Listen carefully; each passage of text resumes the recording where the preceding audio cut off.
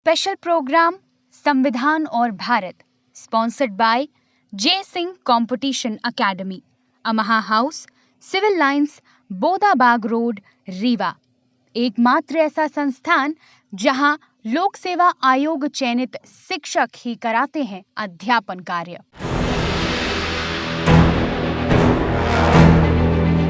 नमस्कार, विद्या टाइम्स में आपका बहुत स्वागत है। आप सभी को नव वर्ष की ढेर सारी शुभकामनाएं। यह आने वाला वर्ष आपके जीवन में ढेर सारी खुशियां लाए, आपके जीवन को खुशहाल बनाए।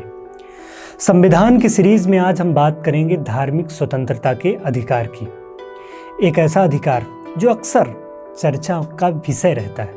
संविधान के अनुच्छेद 25 में धार्मिक स्वतंत्रता के अधिकार का जिक्र है।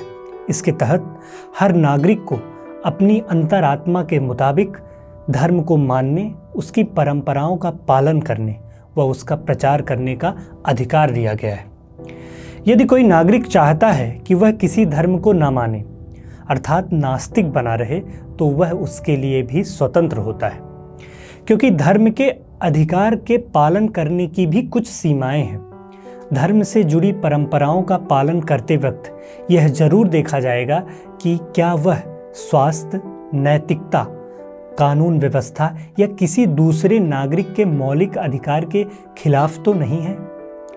जैसा कि आनंद मार्ग बनाम भारत सरकार मामले में सुप्रीम कोर्ट ने हाथ में खोपड़ी लेकर सार्वजनिक रूप से तांडव नृत्य करने की मंजूरी नहीं दी थी। कोर्ट ने माना था कि यह परंपरा कानून व्यवस्था की स्थिति को बिगाड़ सकता है। उसी तरह बकरीद पर गाय की कुर्बानी करने की भी मनाही है, क्योंकि गाय की कुर्बानी इस्लाम का अनिवार्य हिस्सा नहीं है। साथ ही ऐसा करने से कानून व्यवस्था बिगड़ने का भी अंदेशा होता है। जैसा कि कुछ साल पहले संथाना, अगर आप सोच रहे हैं कि आखिर संथाना है क्या, तो आपको बता दें कि संथाना का मतलब बिना कुछ खाए पिए अपने प्राण त्यागने की जैन धर्म की एक परंपरा है, जिसको पालन कर रहे एक व्यक्ति को हाई कोर्ट ने रोक दिया। कोर्ट ने माना था कि यह परंपरा स्वास्थ्य के खिलाफ है। इससे साफ तौर पर देखा जा सकता है कि धर्म का पालन करने का अधिकार भी कुछ ही सीमाओं तक बंधा हुआ है। इस प्रकार के मामले में कोर्ट सबसे पहले इस बात को देखता है कि जिस परंपरा की बात की जा रही है, क्या वह धर्म का अनिवार्य हिस्सा है। संविधान की प्रस्तावना में सेकुलरिज्म शब्द लिखा है, जिसका अर्थ होता है पंथ निरपेक्षता। पंथ निरपेक्षता का अर्थ है राज्य सारे धर्मों के साथ सर्वधर्म समभाव का भाव रखेगा। राज्य का अपना कोई धर्म नहीं होगा, लेकिन राज्य धार्मिक विश्वासों को मानने से मनाही भी नहीं करेगा। धर्मनिरपेक्षता का स्वरूप क्या होगा, इसका उल्लेख संविधान के आर्टिकल 25 से लेकर 28 में है, और यह संविधान के मूल अधिकार भी है। आर्टिकल 25 कहता है कि राज्य का अपना कोई धर्म नहीं है, लेकिन राज्य सारे व्यक्तियों को अपने अपने धार्मिक विश्वासों को मानने की, उनके अनुसार आचरण करने की, उनका प्रसार करने की स्वतंत्रता देगा। आर्टिकल जहां 25 व्यक्ति की बात करता है, वहीं आर्टिकल 26 धार्मिक संप्रदायों की बात करता है, अर्थात धर्म के समूह की बात करता है, और कहता है कि कोई भी धार्मिक संप्रदाय, जैसे रामकृष्ण मिशन हो गया, वो अपने धार्मिक कार्यों का जैसा चाहे वैसा प्रबंध कर सकता है, उसे इसकी स्वतंत्रता होगी। आर्टिकल 25 और 26 में 3 आधारों पर प्रतिबंध लगाया जा सकता है। एक तो लोक स्वास्थ्य, लोक व्यवस्था, दूसरा नैतिकता, और तीसरा स्वास्थ्य। जैसे अभी कोरोना काल में हिंदू और मुस्लिम दोनों को मंदिर और मस्जिद जाने से रोक दिया गया था, क्योंकि स्वास्थ्य का मामला। जैसे कि एक साथ 3 तलाक के मामले की सुनवाई के दौरान कोर्ट ने इसी बात को देखा था। इसके बाद कोर्ट ने यह माना कि जिन परंपरा की चुनौती दी गई है, वह स्वास्थ्य, नैतिक, कानून व्यवस्था जैसी चीजों के खिलाफ तो नहीं है। यहां एक बात देखी जा सकती है साफ तौर पर कि अनुच्छेद 25 के द्वारा धर्म पालन करने या प्रचार करने का अधिकार दिया गया है, लेकिन धर्म परिवर्तन करवाने को मौलिक अधिकार नहीं माना गया है, क्योंकि धर्म परिवर्तन करवाने की कोशिश कानून व्यवस्था को बिगाड़ने वाली हो सकती है।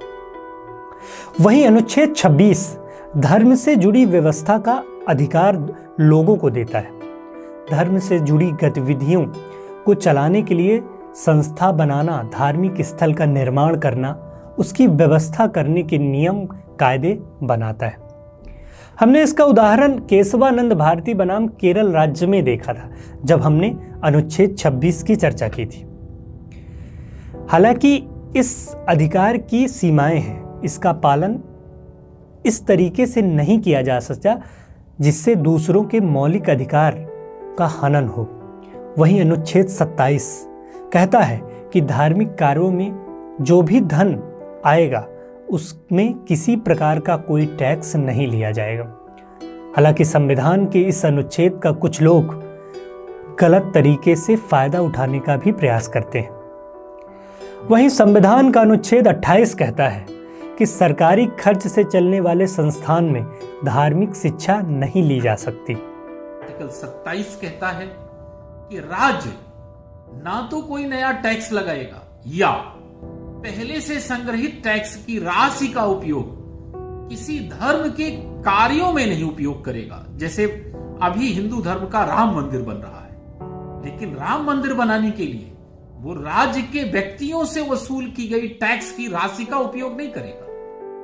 इसी तरह मस्जिद के लिए भी नहीं करेगा। आर्टिकल 28 कहता है कि राज्य के पैसे से जो शिक्षा संस्थाएं संचालित है, राज्य के पूर्णतः पोषित शिक्षा संस्थान है, वहां पर कोई धार्मिक शिक्षा नहीं दी जाएगी। लेकिन अगर कोई विद्यालय ट्रस्ट का है तो ट्रस्ट के विद्यालय में जैसे संस्कृत विद्यालय हो गया, मदरसा हो गया, वहां धार्मिक शिक्षा देने पर कोई रोक टोक नहीं है। इस तरह भारत में धर्मनिरपेक्षता का स्वरूप यह है कि राज्य का कोई धर्म नहीं होगा, लेकिन राज्य व्यक्तियों को और समूहों को अपने अपने धर्म के अनुसार आचरण करने की पूरी छूट। तो आज हमने देखा संविधान में वर्णित जो अधिकार हमें धर्म से जुड़े हुए मिले हुए हैं, उनके बारे में हमने देखा। आज के लिए बस इतना ही। मिलते हैं अगले एपिसोड में, तब तक के लिए नमस्कार। स्पेशल प्रोग्राम संविधान और Bharat, sponsored by J Singh Competition Academy, Amha House, Civil Lines, Bodabag Road, Rewa. एकमात्र ऐसा संस्थान जहां लोक सेवा आयोग चयनित शिक्षक ही कराते हैं अध्यापन कार्य।